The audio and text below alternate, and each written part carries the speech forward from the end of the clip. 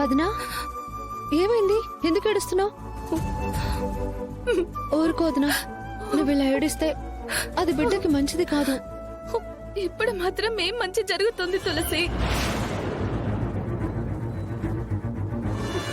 భర్త తోడుగా ఉండాల్సిన టైంలో అరెస్ట్ అయి స్టేషన్ లో ఉన్నాడు. కనీసం బిడ్డ పుట్టేసరికైనా తిరిగి వస్తాడనే నమ్మకం లేదు నాకు. ఎందుకు వదినా నువ్వు అనవసరంగా ఏదేదో ఊహించుకొని కంగారు పడుతున్నావు? బిడ్డ డెలివరీ దాకా ఎందుకు వదినా? అన్నయ్య 2 రోజుల్లో వచ్చేస్తాడు. నేను చెప్తున్నాను కదా. ఎలా తులసి, ఎలా 2 రోజుల్లో వచ్చేస్తాడని అంత కాన్ఫిడెంట్ గా చెప్తున్నావు? ఎలా అంటే, ఇదిగో ఈ కేస్ డీటెయిల్స్ మొత్తం సంపాదించాను కాబట్టి. ఇప్పుడు మనం ఎవిడెన్స్ సంపాదించడం చాలా ఈజీ వదినా.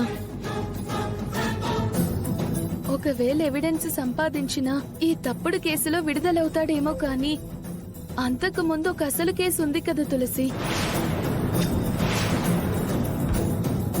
అదే తులసి, స్టార్టప్ కంపెనీ కోసం తీసుకున్న 10 లక్షలు తిరిగి కట్టలేదనే కదా మీ అన్నయ్యను ముందు అరెస్ట్ చేశారు.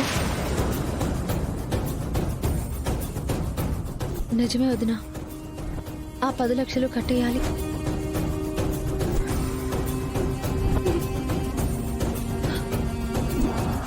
కోర్టుకు వెళ్లేలోపు ఆ 10 లక్షలు ఎలాగైనా సంపాదించారు.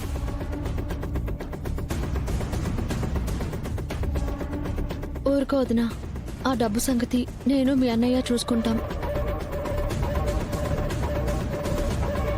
దేవుడా, యాక్సిడెంట్ కేసు నుంచి అన్నయ్యను మేము ఎలాగైనా విడిపించుకుంటాం.